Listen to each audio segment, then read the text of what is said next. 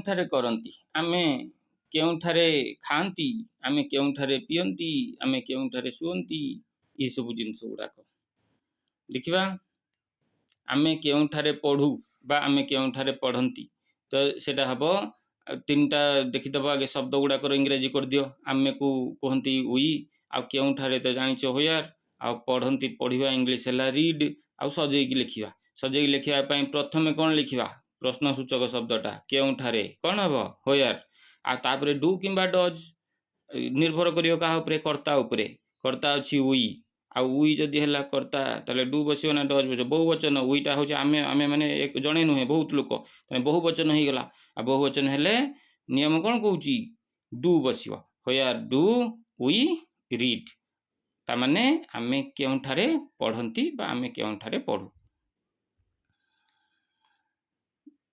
ତାହେଲେ ଆମେ କେଉଁଠାରେ ଖାଉ କ'ଣ ହେବ, ହୋୟାର ଡୁ ଉଇ ଇଟ୍।